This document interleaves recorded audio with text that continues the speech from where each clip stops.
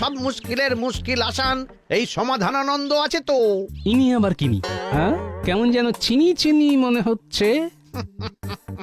পুজো করা নিয়ে ঘাবড়াস না বেটা, ওটা আমি সামলে দেব। সাধু বাবার খেল কেমন জমে সেটা দেখার জন্যে সাধু বাবাকে ময়দানে নিয়ে গিয়েই ফেলতে হবে। গোপাল দাদু, আবার তো সাধু বাবা হাজির হয়ে গেল। তাহলে চলুন বাবা, ওই পুজো পাঠ শুরু করবেন, চলুন।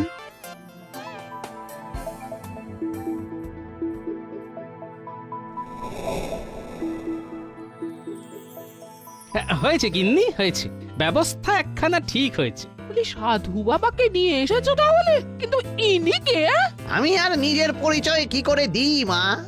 আমি বলে দিচ্ছি বাবা, ইনি হলেন শ্রী শ্রী স্বামী সমাধানানন্দ মহারাজ। সেই সাধু বাবা হিমালয়ে ফিরে যাওয়ার আগে ধরে নাও এনাকেই পুজোর দায়িত্ব দিয়ে গেছেন। আমি ঠিক বললাম তো বাবা? বিলক্ষণ বিলক্ষণ বিলক্ষণ। তাহলে এবার পুজোর জোগাড় বুঝে নিতে হবে আমায়। গঙ্গা জলে শুদ্ধ করে দুধ, দই, মধু ইত্যাদি উপকরণ সব গুছিয়ে নি। কই সেসব কোথায়? হ্যাঁ, সেই সব তো কিছুই নেই বাবা। সে কি? তাহলে তো পুজো প্রক্রিয়ায় ব্যাঘাত ঘটবে। মনে হচ্ছে মন্ত্রী মশাইকে কোনো দায়িত্বই দেয়নি। তার ওপর দায়িত্ব দিলে অন্তত এমন অনাচার হতো না।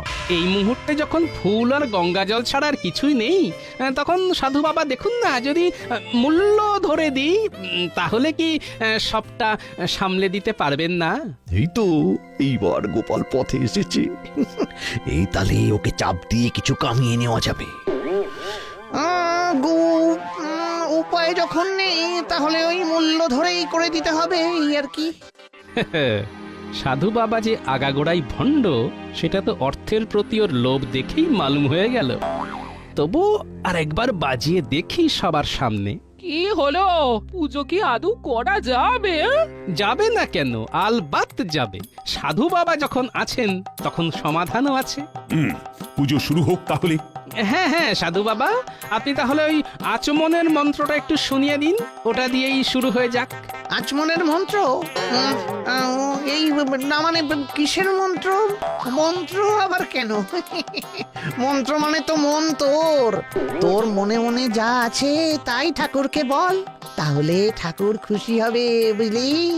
এইসব হাবি যাবি বলে আপনি পার পেয়ে যাবেন ভেবেছেন বটে, তবে সে হবার কিছু আছে?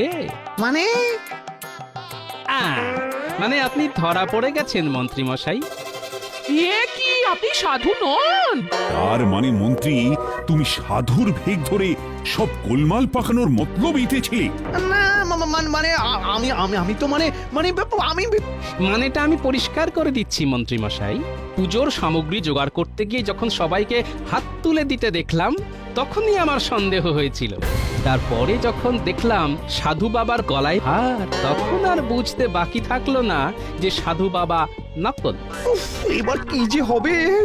ওহো, গোপালকে আমি মন্ত্রীর ওপর ভরসা করতে বলেছিলাম, কিন্তু এখন তো দেখছি মন্ত্রী গোপালকে একেবারে ভরসা করে দেওয়ার চেষ্টা করছিল। কিন্তু এবার আবার শিবরাত্রির ব্রত পালনের কি হবে?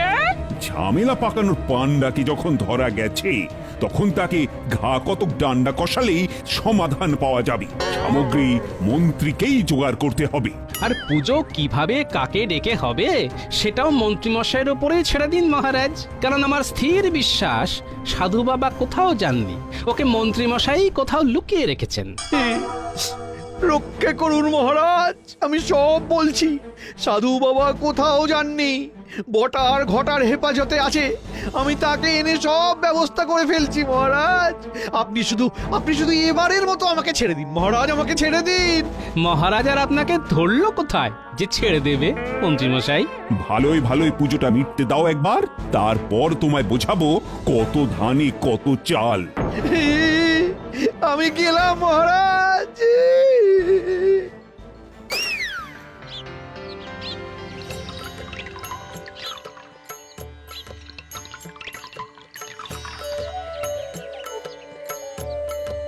কি গিন্নি, এবার খুশি তো?